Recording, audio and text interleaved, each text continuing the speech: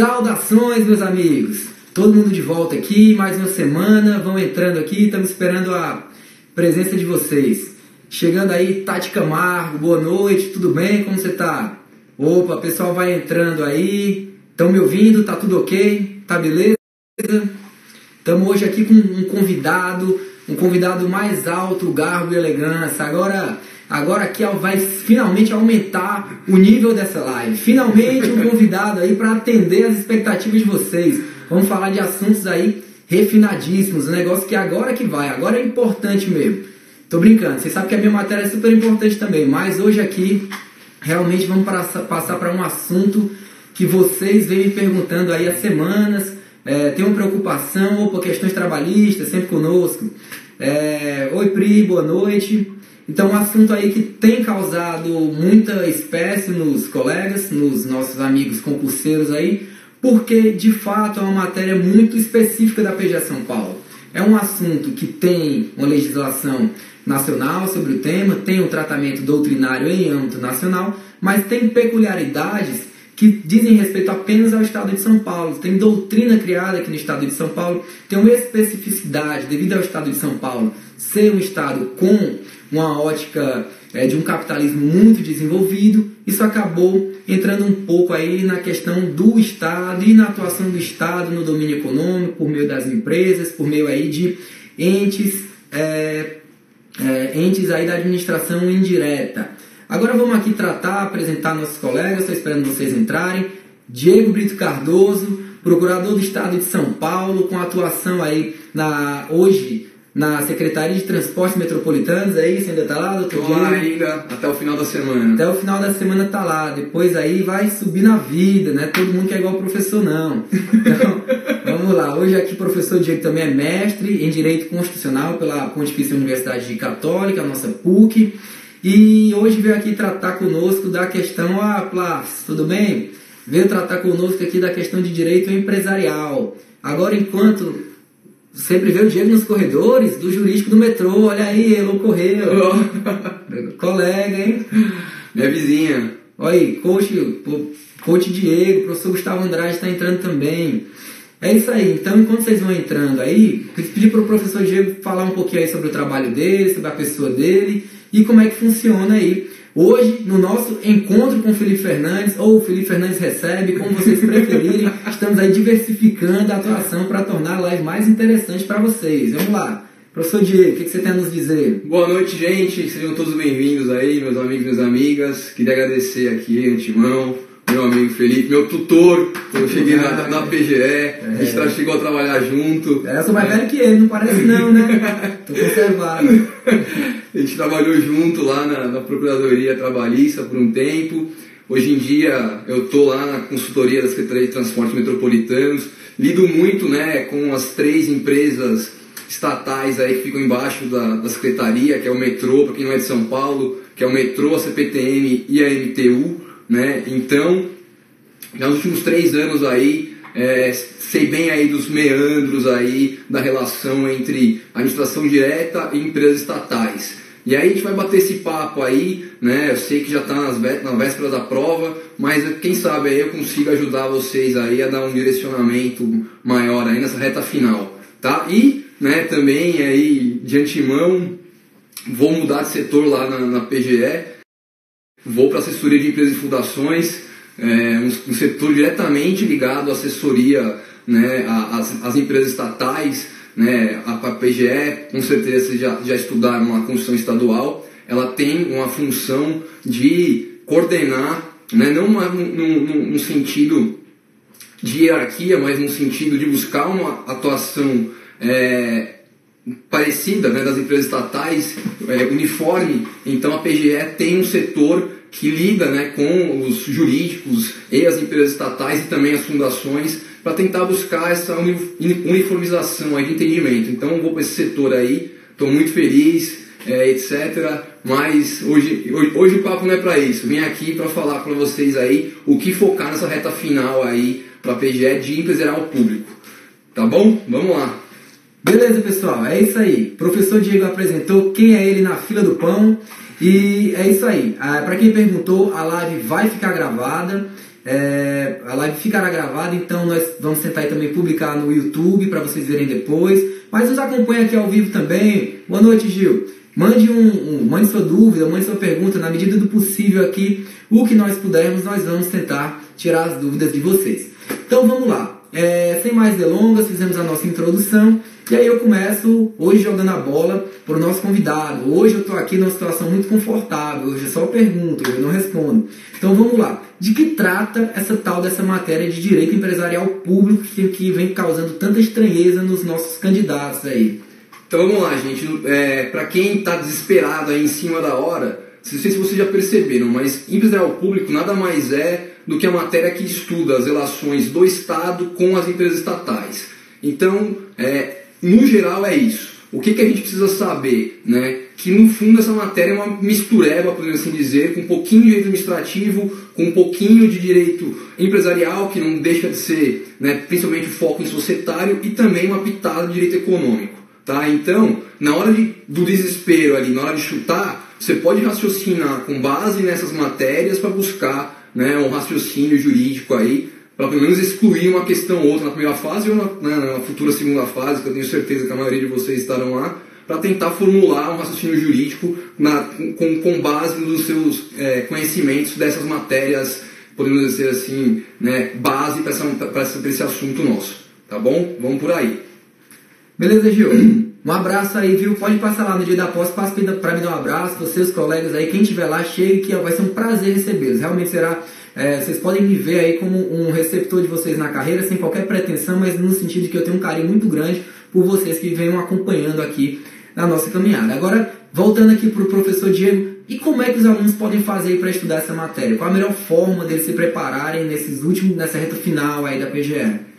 Então, basicamente, a gente tem duas leis, né? Com certeza vocês já viram, que é uma lei que é o terror de qualquer concurseiro, que é a lei das SAs, que ela é bem grande, eu sei, todo mundo sabe, a dificuldade é igual para todo mundo, e, né, a nova lei das estatais, né, a 13.303 de 2016, que com certeza vai cair na prova de vocês. Tá? Então, a base, para quem está pegando agora em cima da hora, sem sombra de dúvida, tem que ser essas duas leis.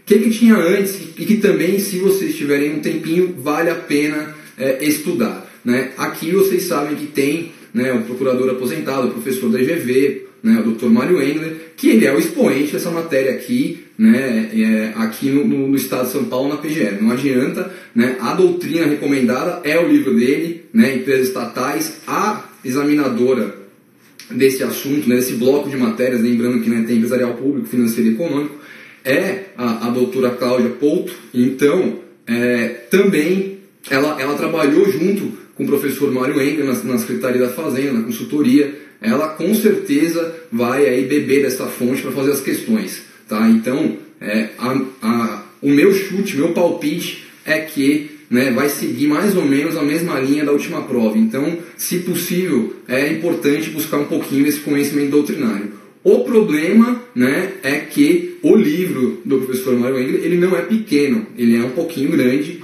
ele tem quase 500 páginas, é basicamente a tese de doutorado dele aqui na São Francisco. Dá para ler em 15 dias, não? Dá para ler em 15 dias.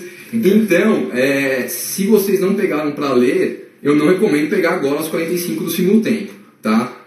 Eu recomendo vocês procurarem algum material pronto, resumido, eu sei que tem vários aí no mercado, tá? Ou se você não conseguir pegar de forma alguma, nem algum resumo, né, do livro, focar mesmo no estudo da legislação, tá? Então, se você tem algum resumo, é importante o embasamento doutrinário, que ajuda você a entender, principalmente entender a Lei 13.303, tá? Você consegue captar ali qual que é a lógica, principalmente daquela primeira parte da lei, que trata ali dos mecanismos de governança corporativa, que trata do regulamento dos órgãos estatais, tá bom? Então, é super válido. Mas, se não deu, não tem problema também, tá? Sem desespero, né? Porque, querendo ou não, para a primeira fase, né, empresarial público, tá num grupo grande de matérias, tá junto com o financeiro, tá junto com o econômico, tá junto com o empresarial comum. Então, a gente não pode perder isso, né? Não pode deixar de enxergar a big picture, né? O quadro inteiro, tá? Na última prova de 2012, que foi a minha prova, por exemplo, caiu na primeira fase, muito mais não, mas caíram mais perguntas de direito financeiro do que necessariamente empresarial público. Então, como a gente está preocupado com a aprovação de vocês, é legal empresarial público? É legal, é uma matéria que eu gosto, é uma matéria importante, porém, ela não está sozinha nesse grupo, tá? Então, é super importante também ler muito sobre direito financeiro, a chance de cair mais, né, direito financeiro do que empresarial público é grande, tá? Também é importante você ler as leis, né, também que trata de empresarial comum, podemos assim dizer, né? Vocês devem ter visto já, por exemplo, na última prova, né, de 2012, caiu uma pergunta de falências, então é importante saber os principais aspectos de falências. Importantíssimo saber as principais regrinhas de societário previstas no Código Civil, tá? Lembrando que a chance de cair algo profundo disso é pouca. Então, essa é uma boa solução. Se você está em cima da hora, qualquer resumo, né, ajuda, tá? Não abra mão de estudar essa matéria, porque às vezes pode ser um pontinho precioso para vocês, tá bom? Então, resumindo aqui como estudar, para quem está pegando agora em cima da hora, lê a lei seca, não tem jeito, tá? E se puder arrumar um resuminho aí do livro do professor Mário Engler, qualquer material é disponível para vender na internet ou presencialmente, comprem, tá? Que vale a pena, vai ser com certeza aí 100 páginas, 150 páginas, que vai dar para matar aí em 2 semanas e vai ajudar vocês na hora da prova, tá bom? Beleza? Opa, Marilson, beleza, meu grande amigo? Ó, aqui eu vou fazer a propaganda agora. O professor Diego também tem a aula dele, que é sensacional sobre o tema. Vocês não tendo tempo aí para fazer a leitura indicada, ou, na verdade, complementando, que é o ideal, veja a aula dele também, é muito boa, super indicada, além aqui do todo o material que nós estamos preparando e fornecendo para vocês. Mas a aula do professor é muito boa, vejam aí que pode dar essa gás na reta final. Beleza? Olha aí, futuro advogado público elogioso. Sua aula é muito boa, de empresário público vai ser a minha base para a primeira fase. Pode ser a base. Eu não gosto de vender meu peixe, tem mas que aproveitar. A aula que a gente gravou com muito carinho, preparamos eu li, né, já tinha lido, mas li algumas vezes o livro do professor Mário Engler, então gravei quase 4 horas de aula aí para aprovação PGE, tá? Para mim é mais do que suficiente para vocês mandarem bem, junto com a leitura da lei seca, tá? Nessas 4 horas aí eu explico, passo todos os assuntos de empresarial público. Então, para quem ainda está, né, em cima da hora também, né, já que fui autorizado aqui, ó, a fazer o jabá, de casa. Vale a pena esse investimento, 4 horinhas, tem os slides, com certeza. Com isso, mais a leitura, né, dos pontos mais importantes aí, da lei inteira da 13.303 e, né, dos pontos mais importantes da lei das SAs, que a gente vai passar hoje ainda, que eu sei que vocês estão querendo saber, tá? Então isso daí com certeza vai ser suficiente para vocês, tá bom? É só conferir lá no site da aprovação PGE.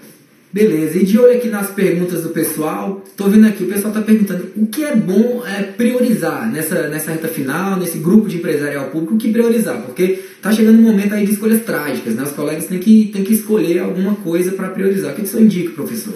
Então, gente, falei das leis, tá? Dentro da lei das estatais, eu priorizaria a primeira parte da lei, né? A lei, basicamente, ela tem 2 partes grandes. A primeira parte que trata da governança corporativa, que trata basicamente da ideia, né, da lei, que foi trazer elementos de governança corporativa, de transparência, de probidade, né, para essa lei das estatais, né, que foi feita, vocês sabem, está lá previsto, né, no artigo 173, parágrafo 1º, se não me engano, da Constituição, essa é a base constitucional dela. Né,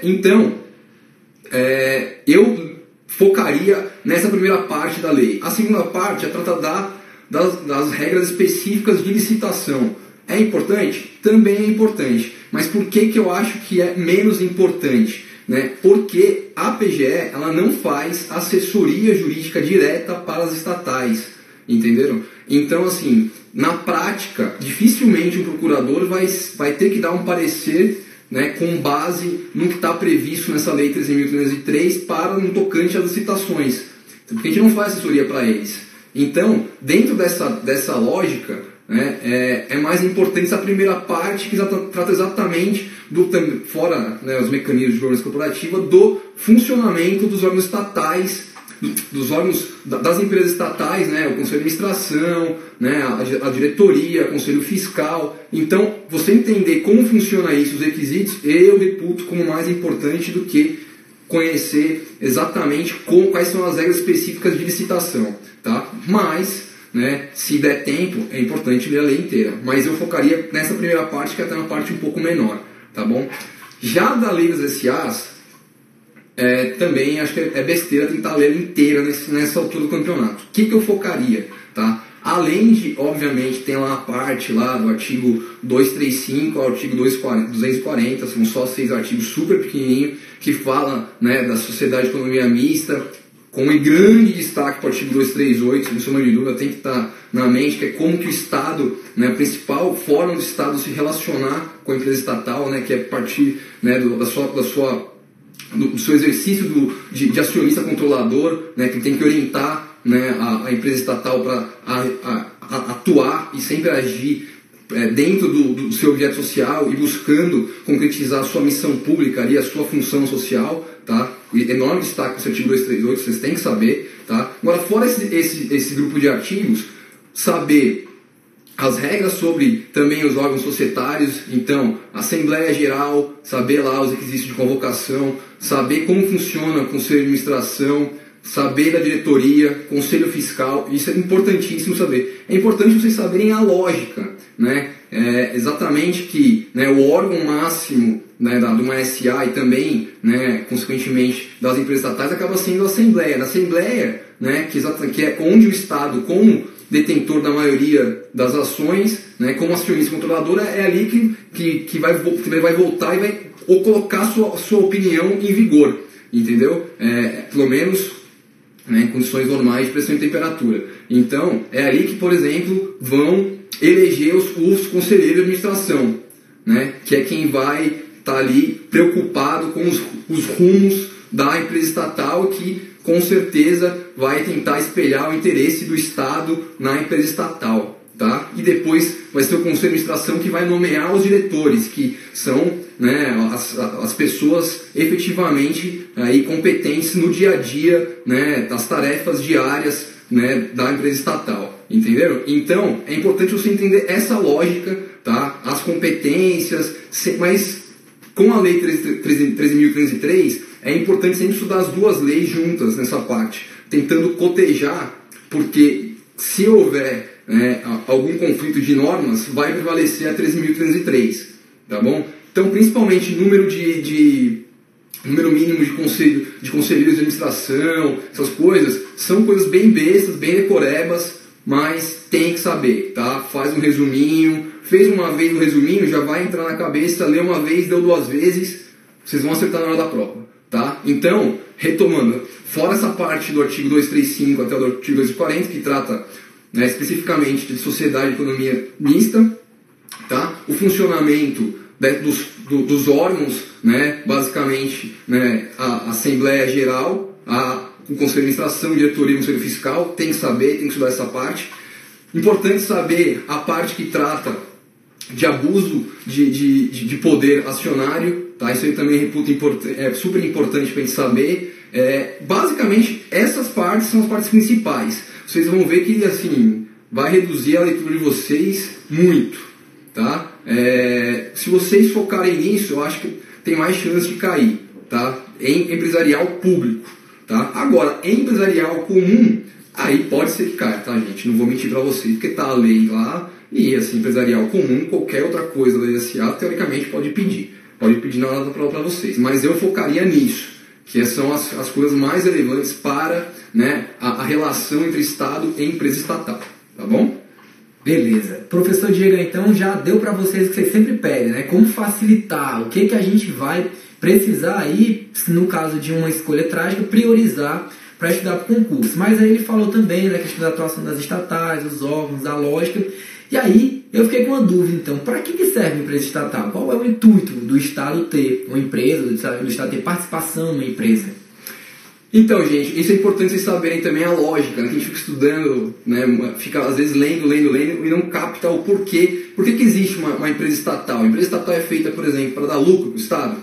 Né? A gente cansa de ouvir, por exemplo, né, que eu até brinquei na minha aula da São PGE, né, que você está no churrasco e vem seu tio, né, ultraconservador, o tio Reaça lá e fala assim, porque tem que privatizar tudo e empresa estatal tem que dar lucro igual a empresa privada, senão não faz sentido. Não, gente, não é isso. tá? Você pode pegar, é seu tio mais velho, você vai pegar e respeitar ele, mas está errado, não repita isso na prova que você vai errar, tá? Empresa estatal, né, ela tem uma função social, tá? Ela tem um objeto social, isso era doutrinário, né, principalmente, mas está expresso na lei agora, e essa função social tem que estar expressa na lei que instituiu, e tem que, né, como que você comprova, tá, que, né, exatamente que essa função social está cumprida? Exatamente da aderência da atuação da empresa estatal às políticas públicas instituídas pelo Estado. Então, vocês perceberam qual que é a função, né, a principal função da empresa estatal? É exatamente ser um meio de concretizar políticas públicas. É para isso que ela serve,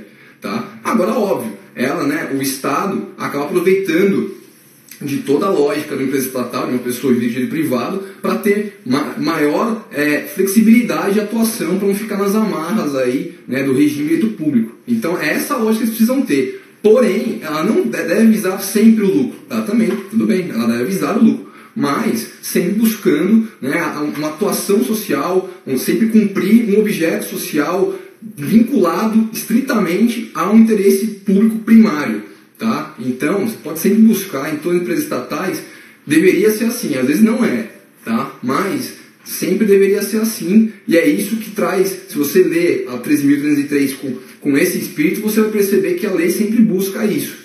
Tá? Sempre busca enfatizar que a empresa estatal ela só funciona se for por um fim social expresso, buscar a concretização do interesse público primário, senão ela não tem razão de existir. Tá bom? Então, em linhas gerais, é para isso que serve a empresa estatal, para dar uma maior flexibilidade da atuação estatal. Tá? O Estado acaba atuando por meio da empresa estatal por ser o acionista controlador. Porém, né, a empresa estatal acaba também tendo seu grau de autonomia para, passadas as orientações gerais do Estado como acionista controlador, pegar e arrumar a melhor forma possível de concretizar, né, aquelas políticas públicas. Então, em linhas gerais, é super importante a gente ter isso em mente, porque a gente fica lendo o jornal e não capta que essa é a real função de uma empresa estatal. Ah, então isso quer dizer que ela tem uma lógica diferenciada de uma empresa privada, né? Assim, totalmente. Tem mais alguma coisa para a gente saber acerca dessa lógica?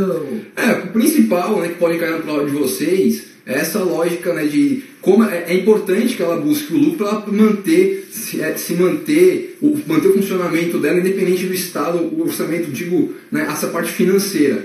Porém, né, tem que sempre buscar ali que o lucro não... que a atuação da empresa não vise só o lucro e também tentar compatibilizar isso com outros objetos sociais, entendeu? Então, no grosso modo, eu acho que a gente pode centrar, né, esse nosso papo nisso. Qual que é a função da empresa estatal? Ela, sem dúvida, ela tem que sobreviver, ela tem que se manter íntegra. Para ela se manter íntegra, ela precisa de dinheiro, não tem jeito, o funcionamento dela custa. Porém, ela não pode, né, viver só para o lucro. Ela tem que ter um lucro, né, razoável para que ela se mantenha viva, se mantenha atuante e que tenha dinheiro para expandir políticas públicas. Entendeu? Então, né, o dinheiro não pode servir só para distribuir dividendos para os funcionários, ou para a diretoria, ou para os sócios privados, né, no caso de uma sociedade de economia mista. Não. Né, tudo bem, tem essa parte. Porém, né, o foco dela deve ser expandir aí as suas atividades sociais, né, com foco aí, né, na concretização desse interesse público primário, tá bom? Então, nesse caso, ela tem realmente que nortear, né, a atuação dela pelo interesse público, de modo que nem sempre ela será, então, comparada com uma empresa privada. É isso? Nem sempre ela deverá ter a sua comparação, porque às vezes as pessoas elas se perguntam, vai ficar gravada sempre. As pessoas se perguntam, elas têm essa dúvida, né? Como a gente brincou, foi só brincadeira, pessoal, não é nada ideológico, é só para vocês fixarem. Sim. A questão da pessoa que não entende que às vezes a empresa estatal ela vê o mercadinho e pega aquela lógica do mercadinho que X mais Y entrou tanto, saiu tanto, logo tá dando certo. Esse aqui não tá dando certo, tem que se fosse uma privada iria à falência, ou no caso das estatais eles falam sempre numa privatização. Então nesse caso nem sempre ela vai ter uma atuação como a privada, é isso? Exatamente. Um exemplo que é clássico, que a gente pode fazer uma análise crítica, é do Banco do Brasil, por exemplo. Entendeu? Muita gente prega que o Banco do Brasil tenha que buscar lucros igual do Bradesco, igual do Itaú. Não é isso, gente. Tem que ser eficiente? Tem que ser eficiente. A administração inteira tem que ser eficiente. Isso está na Constituição. Não é esse o ponto. O ponto é que A partir do momento que o Banco do Brasil passa a agir numa lógica 100% capitalista, 100% atrás de lucro só, né? E qual que é a missão pública do Banco do Brasil? É difícil a gente falar. Qual que é? Deve ter, né? Eu sei que tem a parte de financiamento rural, que tem taxas abaixo, que beleza, da Caixa Econômica Federal, né? É notória aí as taxas um pouco menores do financiamento imobiliário. Isso serve para justificar, né? O que se é pouco, é muito, aí isso não vai cair na prova de vocês, é mais para vocês terem como um senso crítico que se o Banco do Brasil agisse estritamente como o Bradesco, por exemplo, ele perderia a razão de existir. Para isso é mais fácil privatizar, porque a empresa estatal, a Sociedade de Economia Mista, não foi prevista, né, a sua figura não é mais prevista para isso. Está previsto na Constituição que a atuação direta na economia, né, pelo Estado, ela só é possível se houver um interesse público ou razões de segurança nacional. Isso está expresso na Constituição de 88. Então já faz 30 anos, né, praticamente, que é essa a lógica. Então a gente sempre tem que ter isso em mente, tá bom? Beleza, então foi explicado aí mais ou menos a lógica, né, doutor Diego? Primeiro ele falou dos órgãos, né, o que vocês devem priorizar no seu estudo. A gente foi descendo aí para a lógica de como funciona uma estatal. E a gente agora aqui vem chegando um pouquinho mais para a base, um pouquinho mais para a parte de atuação prática. A gente sabe que existem formatos na empresa estatal. E para saber um pouquinho mais sobre esses formatos, assim, eu queria saber, então, quer dizer que uma sociedade anônima que ela é controlada pelo Estado, mas se ela não tiver uma missão pública, ela vai ser considerada uma sociedade de economia mista, por exemplo? Isso interfere? Quais são as amarras aí para esses conceitos, para essa definição? Exatamente, excelente pergunta. Vocês estão percebendo a importância de ter uma missão pública na sociedade controlada pelo Estado? Se não tiver uma missão pública, a doutrina diz que essa empresa ela nem pode ser considerada uma sociedade de economia mista. Entendeu? Exatamente porque ela seria inconstitucional. Né? De novo, o Estado, a Constituição, isso não é ideológico, tá, gente? O Estado, a Constituição previu isso expressamente. O papel principal da atuação na economia não é do Estado, é do particular. Isso está previsto lá. A atuação direta na economia, intervenção direta na economia pelo Estado, só em duas razões. Ou o interesse público, que tem que ser demonstrado, tá? Expressamente agora, uma exigência legal, aliás, né? As empresas estatais elas são autorizadas a serem criadas por meio de uma autorização legislativa. Nessa autorização legislativa tem que vir a razão, tá? Da criação dessa empresa estatal. Tá? Inclusive, até se não tiver isso, tá? Vai competir ao Estatuto Social identificar isso, tá? E se não tiver o Estatuto Social, vai competir ao Conselho de Administração identificar isso. A doutrina diz isso. A razão, né, a importância dessa missão pública é tamanha que simplesmente a doutrina não concebe, né, a atuação da empresa estatal sem ter uma missão pública. Ela vai buscando, não, tem que ter na lei, não tem na lei, tem que ter no Estatuto, tem que estar no dia a dia, alguém tem que definir isso. Se não tiver, então é só privatizar, porque não é reconhecida como, né, ou uma sociedade de economia mista ou uma empresa pública. Tá bom? Ah, beleza. Então, tá, tudo bem. Você falou que existe a questão da lógica da atuação, existe ela não visa o lucro necessariamente, mas ela pode alcançar lucro. Mas tem alguma relação de prevalência? Se deve prevalecer o interesse público ou o lucro? Ou se existe algum manejo dentro disso? Existe alguma ordem de preferência? A priori, em abstrato, não existe uma ordem de preferência, tá, gente? Não dá pra gente afirmar isso. Isso pode ser muito sazonal também, entendeu? Porém, deve-se buscar, na medida do possível, ali uma compatibilização entre a finalidade lucrativa e, né, essa concretização da sua missão pública. A diferença que a gente pode pegar e estabelecer vai conhecer a lógica, por exemplo, de uma empresa pública, na qual, né, não existem sócios privados, né, 100%, né, acionistas públicos, e uma sociedade de economia mista. Então, esse grau, né, por exemplo, de sacrifício da lucratividade da empresa pública é muito maior do que uma sociedade de economia mista, entendeu? Porque também a gente tem que ter, né, uma noção geral que, né, para a empresa funcionar bem, uma sociedade de economia mista, depende do interesse de investidores privados, né, investirem nessa empresa. Isso traz dinheiro para a empresa, que isso no fundo depois dá capital para ela produzir mais e concretizar mais políticas públicas. Então, no fundo, não interessa para ninguém também sucatear uma sociedade de economia mista. Então, precisa buscar sempre esse equilíbrio. Porém, né, os acionistas privados não podem exigir que simplesmente não haja nenhum sacrifício da finalidade lucrativa da empresa pública, ou melhor, ou da sociedade mista. Um exemplo, a Sabesp aqui, para quem acompanhou, né, nos noticiários, para quem de fora viu que, né, uns 2 anos atrás teve uma séria crise hídrica aqui, né, que a gente ficou com medo de faltar água aqui na capital, aqui de São Paulo, né, de São Paulo, enfim. E sabe que quem, né, fornece água aqui, quem tem essa competência é a Sabesp, que é uma sociedade de economia mista de capital aberto, inclusive. Está na bolsa. Para quem quiser investir, dá para investir na Sabesp. E aqui a Sabesp, olha isso, né, que é um belo exemplo. Ela, mesmo sendo uma sociedade de economia mista, ela fez campanha para que a população reduzisse o consumo de água. Então, vocês percebem a lógica? Se fosse uma empresa privada, né, ela sempre atuaria, né, pensando na maximização da lucratividade da atuação dela.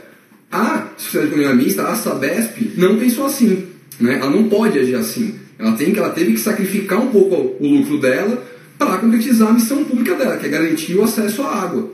Entendeu? Então, isso sem dúvida veio de uma diretriz do Estado como acionista controlador, uma política pública. O Estado olhou, né, para a Sabesp e falou assim: olha, Sabesp, eu sei que você precisa ganhar dinheiro, eu sei que você é uma sociedade de economia mista de capital aberto na bolsa, porém, se você continuar, né, mas se a população continuar consumindo muita água, pode acabar a água.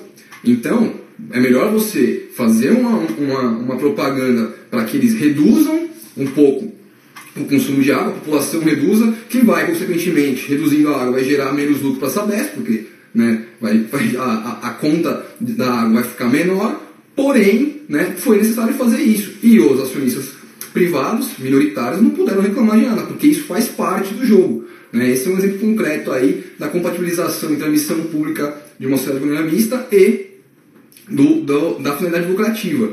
Tá? Agora, numa empresa estatal já é diferente, porque como você não tem um acionista privado, você pode simplesmente, né, reduzir a finalidade lucrativa ou até acabar com ela, não para sempre, tá, gente? Porque senão você também não tem lógica uma empresa estatal viver indefinidamente, né, dependente.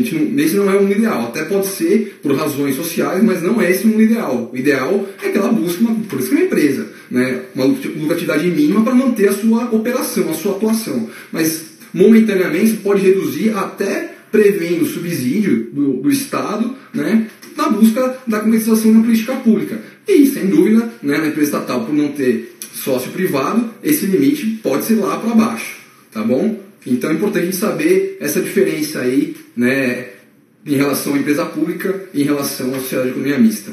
Beleza, agora essa diferenciação aqui me fez pensar numa coisa. Então, e como é que se dá essa relação do Estado com a empresa? O Estado ele pode simplesmente arbitrariamente chegar e dizer: olha, eu quero que você baixe o preço da tarifa de tal coisa, eu quero que você faça uma campanha para consumir mais água, que eu quero que você lucre mais, eu quero que você lucre menos. Como é que se dá essa relação da empresa com o Estado, enfim, questão de ingerência, de intercorrências entre um e outro? Como é que se dá esse diálogo entre os dois? Boa, então vamos lá, gente. Vocês estão captando aí mais ou menos como é que se dá essa relação entre Estado, né, acionista majoritário e empresa estatal. Vocês já pegaram aí, já falou um pouquinho. Como que isso acontece? Né?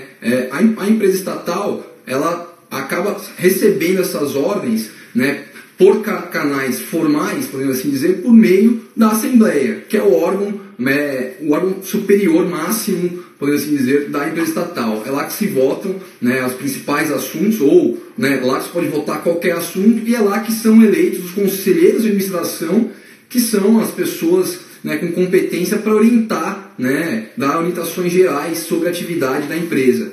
Entendeu? Então, como que é na lógica isso? O Estado, aqui no Estado de São Paulo tem até um decreto, vocês não precisam se preocupar, tá? Mas aqui tem um decreto estadual que fala que o secretário da pasta, né, vinculado à empresa estatal, também vocês sabem que toda empresa estatal acaba tendo uma vinculação finalística a alguma secretaria, né? O caso da Sabesp, por exemplo, tem aqui a Secretaria de Recursos Hídricos. Então, o secretário da pasta indica os conselheiros de administração que ele entende, né, os candidatos a conselho de administração que ele entende como melhores, né, para assumir esse cargo, tá? Isso passa por um comitê dentro do Estado e sendo aprovado, hoje em dia a gente tem que lembrar, né, que a lei das estatais, agora na lei das estatais foram precisos vários requisitos, tá? Para eleição, né, de membro tanto do Conselho de Administração, quanto da diretoria, quanto do Conselho Fiscal, tá? Então ele indica isso passa num comitê interno, é aprovado,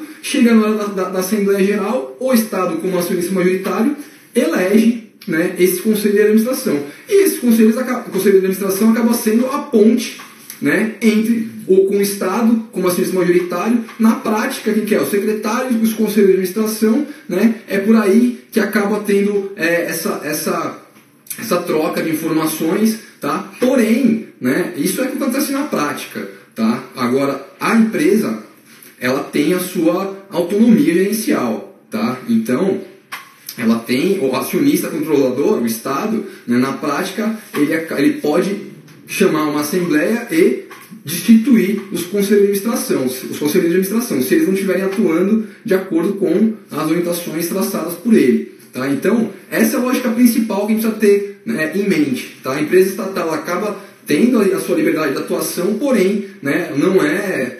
Na prática, às vezes até acontece, tá? Mas não era para acontecer. Ela tem que atuar de acordo com a política pública instituída pelo Estado e na pasta vinculada. Então, é mais ou menos assim, essa é a lógica que acontece. Na lei, não tem muito disso. Tá? Por isso é importante vocês saberem como funciona na prática, para quando ler a lei, conseguir ter uma visão mais crítica. Beleza, então. Então tem essa relação aí, Estado-empresa, e tem também a questão do acionista, né? O acionista majoritário. Isso quer dizer, então, que a empresa ela sempre deve seguir aquilo que o acionista majoritário mandar? É mais ou menos isso? Não é isso, tá, gente? Por quê? Né? Primeiro, que a empresa estatal, toda empresa estatal tem uma missão pública, tem um objeto social, e ela tem que pegar e atuar somente de acordo com a missão pública, somente de acordo com o que está previsto no objeto social. Então, se o acionista, ou até, né, buscando o interesse público primário, né, que é o interesse da população e não o interesse público secundário, que é o interesse do Estado, nessa diferenciação aí, todo mundo sabe. Então, assim, precisa ter em mente que a atuação da empresa estatal não tem que seguir, não é? Naquela lógica, não tem que seguir uma ordem manifestamente legal, tá? Ela tem assegurado, né, isso pela legislação, inclusive, esse poder, né, de dizer não ao Estado, se o Estado, por exemplo, forçar ela a atuar fora do seu escopo de atuação, né? Isso ou por fins escusos ou fins ilícitos. Isso configuraria, por exemplo, né, um abuso de poder acionário, um abuso do controle acionário, enfim, isso dá até aso à entrada de ação contra o Estado, né, por parte dos acionistas privados, por exemplo, tá bom? Então, se, né, o Estado determinar a atuação na linha da concretização da política pública, em regra, a empresa tem que seguir, porque ela foi feita para isso, tá? Porém, se começar a fugir do escopo, né, não atuar para concretizar a missão pública da empresa estatal, não. Pode até, com certeza, ter alguma consequência negativa para os conselhos de administração. Isso pode acontecer, tá, gente? O Estado pode pegar e falar assim, não quer fazer? Então eu vou arrancar você. Tudo bem, mas quem fizer vai estar atuando contra a lei, entendeu? E vai poder responder isso pessoalmente, entendeu? Então, por mais que ele queira impor isso, na prática, ele vai poder ser responsabilizado depois e até os conselheiros de administração vão poder ser responsabilizados pessoalmente. Tá bom? Beleza. Respondendo a pergunta aqui, futuro advogado público, a ideia é que ela fique salva no YouTube também de novo. Se tudo der certo e nada der errado, a live vai ficar salva para vocês verem depois. Porque vocês sabem que o professor analfabeto digital, da outra vez não conseguiu salvar a live, na segunda já conseguiu, deu certo, tá no YouTube para vocês, mas a ideia é que vocês consigam ver a live aí depois, no futuro, e inclusive vai ficar no YouTube. Então, continuando aqui o nosso assunto, eu queria saber então que e o Estado ele exerce muitas vezes o papel de acionista controlador. E como é que ele faz para exercer essa preponderância dele na empresa? Como é que ele faz? Qual é o instrumento que ele tem para fazer valer a vontade dele na forma de acionista controlador? Então, o principal, não tem jeito, tá, gente? O principal é a eleição dos conselheiros de administração, né? Qualquer outra coisa, ele pode também fazer desse voto majoritário numa assembleia, tá? A Assembleia Ordinária, tá? Ele é o locus de máximo de aprovação de qualquer assunto societário, tá? Então, né, tá lá na lei expresso, qualquer assunto pode ser levado para a Assembleia Ordinária, né? É o órgão máximo, aí, acima de qualquer outro. E lá não tem jeito, quem tem mais voto vai pegar e decidir as coisas. Então o Estado, né, ele, numa casa de economia mista, ou até no caso de uma empresa estatal, pública, ele vai ter mais votos, ele vai acabar decidindo, ele vai ter força para aprovar aquilo que ele quer. Então esse é o principal, tá? Fora isso, né, tem as relações clássicas aí, podemos dizer, do direito administrativo, né, que acabam ajudando, né, também o Estado a direcionar a atuação da empresa estatal, né? Então, por exemplo, né, vocês com certeza já estudaram lá a tutela administrativa ou supervisão ministerial, né, que é aquela supervisão que o titular da pasta, né, trazendo para o nosso âmbito estadual aqui, o secretário de Estado, né, ele pega e tutela, né, ou controla, entre aspas, a atuação da empresa estatal, mas um controle finalístico, né, não é tão hierárquico, tá? Não é hierárquico, né? Então ele só se preocupa que a empresa estatal esteja atuando de acordo com a sua missão pública, porém, né, ele não tem, por não ter esse vínculo de hierarquia, né, a atuação dele acaba sendo limitada. Então ele acaba não sendo superior ao presidente da empresa estatal para pegar e suspender ele e demitir ele. Não, né? Ele vai precisar da Assembleia, né, provavelmente da Assembleia Ordinária, para destituir, por exemplo, um conselheiro de administração, tá? Então, né, é sempre nessa lógica.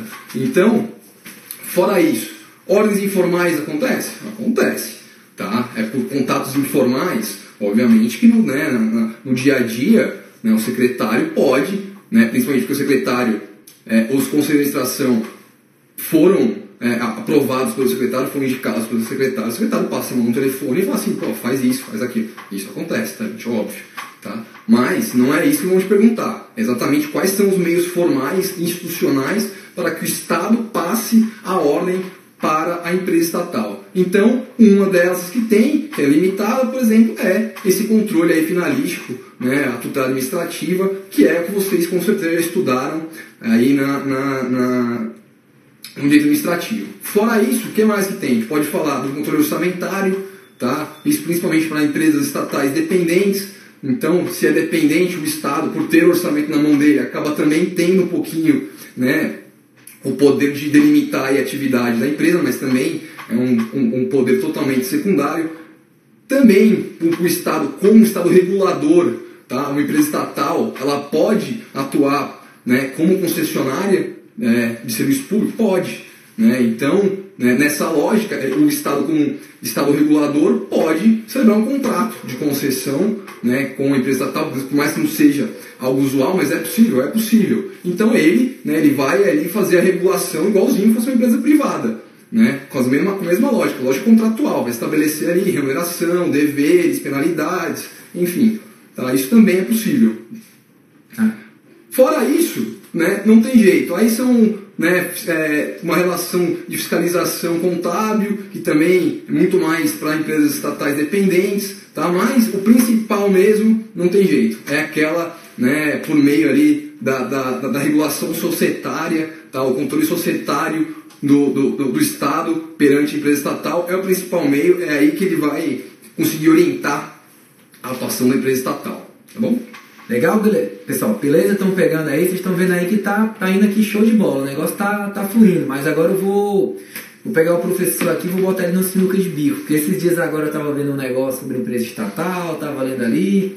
E aí o pessoal gosta muito de estrangeirismos, né? E até vocês me perguntaram aqui no começo. Então eu vou lá mandar, o que é essa tal de Golden Share? O que significa Golden Share? Bonito o nome, né? Mas de que significa? O que é Golden Share, gente? Essa participação dourada aí, na própria nome disso. Isso daí nasceu lá no Reino Unido, tá? Isso daí, né, a lógica dela é a seguinte: o Estado, né, enquanto ente privatizante, né, quando ele quer privatizar uma empresa estatal, às vezes a empresa ela tem uma importância, né, estratégica para o Estado. Tá? Então o Estado, apesar de querer privatizar, ele quer se resguardar, né, para deliberar com uma ação só, que é a Golden Share, a respeito de alguns assuntos, né? Então, geralmente é um poder de veto, tá? Então, o que é a Golden Share? Né? É uma ação, né, uma ação preferencial, né, que é sempre do Estado, que dá geralmente poderes especiais ao Estado, independentemente da sua participação societária. Então, geralmente é uma ação só que tem o poder de bloquear todas as outras ações,